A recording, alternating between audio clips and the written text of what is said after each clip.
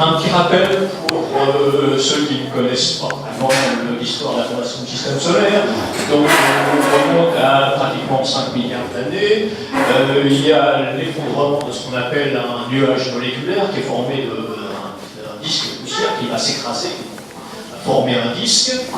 Dans ce disque, au bout de pas mal de temps, vont se former ce qu'on appelle des planétésimaux, qui sont des petits corps déjà, donc de taille entre 1 et 1000 km, c'est ce que donnent les simulations actuellement. Ce qui est important, c'est qu'ils sont suffisamment gros pour que la gravité commence à dominer, alors qu'avant, dans le nuage moléculaire, dans le disque, c'est des interactions du type de collision poussière-gaz. Dans une troisième étape, donc, se forment des corps plus gros, ce qu'on appelle les embryons cométaires. Donc, dans le système solaire interne, donc les planètes théoriques, puis la Terre, se forment des corps de la taille de la Lune, à peu près, de Lune, Mars, à tout le monde. Et dans le système solaire externe, donc des super-Terres qui vont être en fait les noyaux des planètes géantes, Jupiter, Saturne, Uranus, Neptune, donc qui deviennent ensuite par accrétion de gaz avec des planètes gazeuses. Et puis, donc, dernière étape, la formation complète des planètes telluriques, donc depuis Mercure jusqu'à Mars, et un peu plus tard, simplement pour fixer les idées, la formation des océans sur la Terre à 4,2 milliards d'années. Alors, ce que nous disposons actuellement, qui nous permettent de décrypter l'histoire de la formation et l'évolution du système solaire, ce sont donc les observables. Alors là, il y a quelque chose qui est passé trop vite.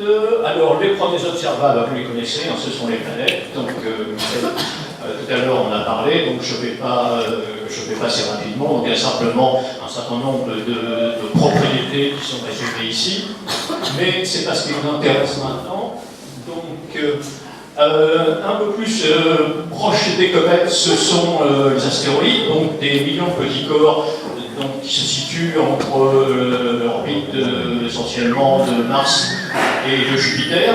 Ils sont illustrés ici. Bon, il y a différentes familles, je ne vais pas trop m'attarder. Deux d'entre eux ont été survolés par la mission Rosetta, j'y reviendrai. Alors maintenant, ce qui va nous intéresser beaucoup plus, c'est la ceinture de Kuiper. Alors là aussi, un nuage de petits corps, on estime actuellement à 100 000, au-delà de l'orbite de Neptune. Donc, vous voyez Neptune ici. Donc, le système solaire interne, sauf pour la zone d'astéroïdes, est relativement appauvri. Mais par contre, au-delà de Neptune, donc cette ceinture de Kuiper, donc des centaines de 100 000 objets, donc petits corps de la tête glacée, qui comportent, maintenant on sait que Pluton est un de ces objets. On a fait une grosse diatribe de savoir si Pluton était comme une planète ou pas, on va y revenir. Mais il y a des objets aussi comme Sedna et autres qui sont très vite. Alors c'est important parce que ce sera effectivement, je vais y revenir, une première source, qu'on appelle le premier réservoir de comètes. Alors l'autre observable, c'est ce qu'on appelle le nuage de Oort. Alors on est beaucoup plus loin. On est entre donc 2000 et 50 000 unités astronomiques. En unité astronomique, vous savez tous, c'est la distance Soleil-Terre, 150 millions de kilomètres, c'est l'unité favorite dans le système solaire. Donc on est dans ces zones-là, une sorte de coquille, cette fois-ci c'est sphérique, c'est pas du tout un disque, et on considère qu'il y a environ 10 puissance 12, je vous laisse calculer, objets du type cométaire, pour une masse totale de 10 fois la masse de la Terre, ce qui est quand même pas très très important. Alors, les observables qui vont effectivement nous intéresser, ce sont les noyaux des comètes. Alors ici, deux exemples, je vais bien revenir. Donc, un exemple d'un noyau en provenance de la ceinture de Kuiper, donc la comète Wild 2. Et alors, donc, pour résumer, proviennent soit du nuage de Oort, soit de la ceinture de Kuiper, des tailles relativement modestes, vous voyez, d'une centaine de mètres à même peut-être un peu plus petits, 100 km pour les vraiment les plus grosses, très peu nombreuses. Alors ce sont essentiellement des corps glacés, un mélange de glace, essentiellement d'eau, mélangée avec silicates. des corps très poreux, donc très peu denses. Hein. On a une première estimation maintenant de la densité de la comète Churyumov-Gerasimenko, donc la cible de la mission Rosetta, qui est un peu moins de la moitié de la densité de l'eau, de la glace de l'eau. Donc environ 400 grammes ou 400 kg par mètre cube. En chose, donc la moitié, donc si on met un morceau de comète sur de l'eau, elle flotterait allègrement sans problème. Et ce sont des corps qui se sont formés à très basse température, probablement quelques dizaines de. Donc pour résumer, les comètes proviennent de deux sources différentes, ce qu'on appelle deux réservoirs différents dans notre terminologie, soit de la ceinture de Kuiper, donc la ceinture qui est au-delà de l'orbite de Neptune, donc une région relativement en forme de disque, d'une part.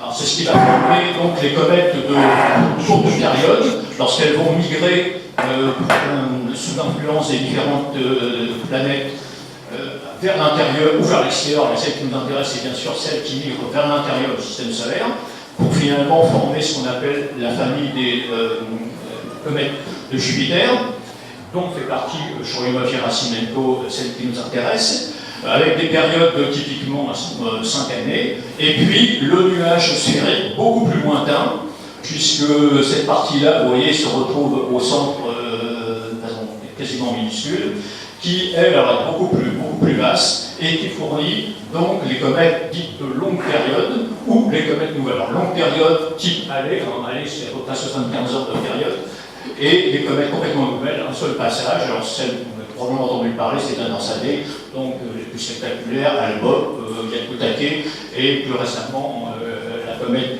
Ison, d'ailleurs, qui a disparu, qui s'est complètement fracturée lors de son passage près du Soleil.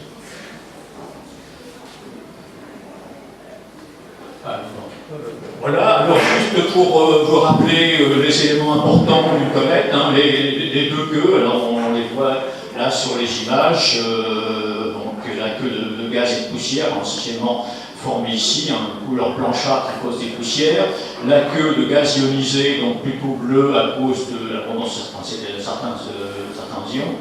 Dans la région plus interne, ce qu'on appelle donc, typiquement 10 000 km la comète aux chevelures. Et puis, ce qu'on ne voit pratiquement jamais, parce qu'on ne voit jamais, du moins sur Terre et même avec les télescopes les plus puissants, le noyau. Donc il a fallu attendre des missions spatiales pour se convaincre qu'il y avait bien l'existence d'un noyau solide. Alors, bon, il faut donner au crédit de l'ESA, excusez-moi, l'Agence spatiale européenne, cette fois-ci c'était pas la NASA, d'avoir pour la première fois survolé un noyau cométaire et démontré l'existence d'un noyau. C'était celui de la comète Halley, donc la mission Giotto 1986. Donc première photographie d'un noyau qu'on voit très bien avec son activité. Donc l'émission de gaz poussière dans des régions privilégiées, ce qu'on appelle les régions actives. Et ont suivi des missions, alors jusqu'à maintenant, donc des missions de la NASA, vous voyez ces quatre noyaux qui ont été survolés. Alors j'insiste beaucoup sur des passages rapides à différents noyaux. Alors la comète O'Reilly, c'était la mission DS-1 en 2001, la mission Stardust en 2004 pour le noyau de la comète Wind 2. Plus récemment et à 2 reprises, ça a simplement changé de nom, la comète Tempel 1 et la toute dernière, donc la mission Epoxy avec le noyau de la comète Arte 2. Alors ce qui frappe avec donc, ces 5 portraits, c'est la diversité de ces objets. Donc, vraiment, ceci Wind 2 n'a absolument rien à voir avec Arte 2, même est très différent de Borelli. Et donc la comète Churyumov-Gerasimenko, pour laquelle maintenant nous avons des images, ne va pas pallier à cette idée, c'est que les noyaux cométaires présentent une diversité tout à fait incroyable.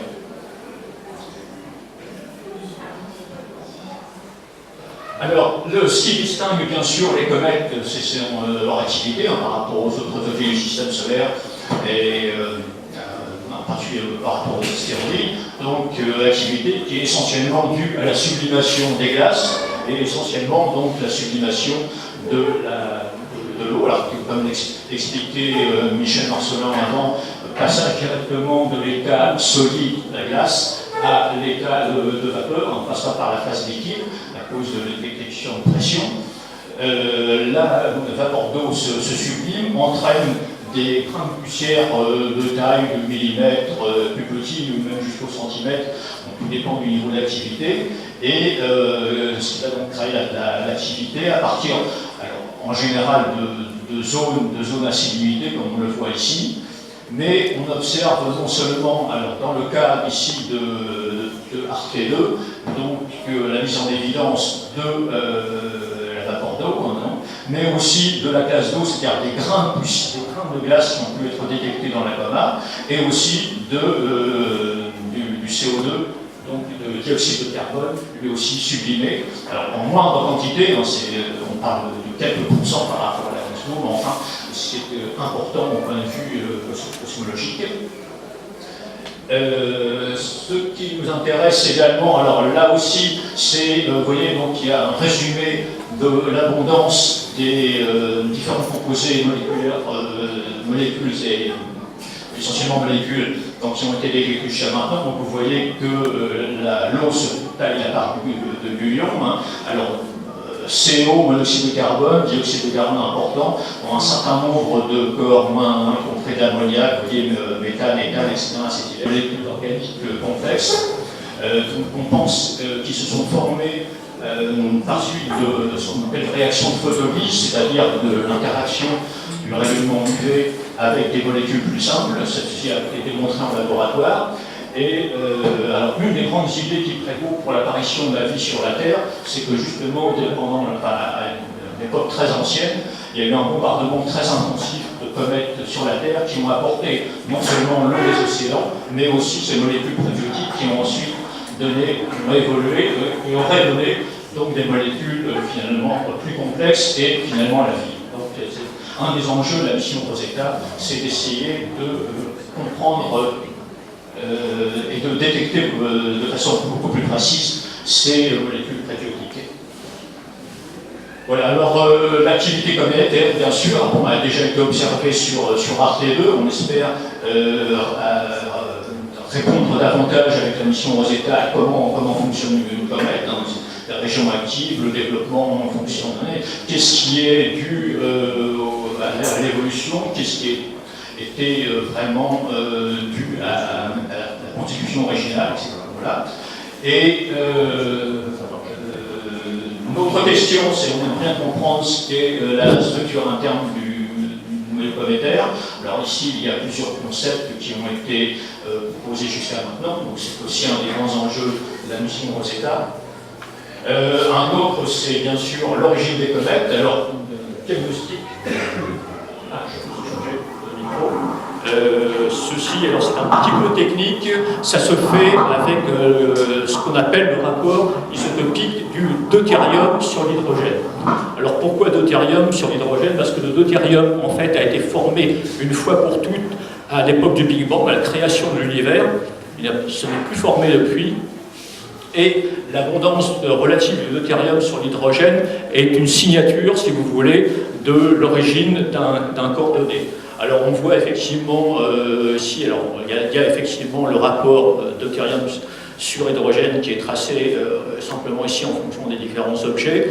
Et juste pour, à titre indicatif, le groupe, alors ceci c'est la valeur, ce qu'on appelle la valeur canonique qui est donnée par le DSURH, la valeur du DSURH, telle qu'elle est mesurée dans les océans terrestres. Donc il nous donne une valeur de référence, si vous voulez, et qu'on va comparer à celle que l'on mesure. Alors vous voyez, donc ici il y a le groupe des planètes géantes, Jupiter, Saturne, Uranus, Neptune, et puis les mesures qui ont été faites jusqu'à maintenant sur différentes comètes. Alors ceci, ce sont des comètes du nuage de Oort, alors que sur Arte 2, c'est une comète donc, de la famille comète à courte période, de la famille Jupiter. Alors, vous voyez qu'il y a une différence significative, et si vous voulez l'interprétation de cet ordre, mais si on a mis les météorites aussi, donc c'est l'interprétation de l'ensemble de ces données, de ce rapport des DSURH, qui donne des informations sur l'origine des différents corps. C'est tout à fait important dans notre compréhension de la formation du système solaire.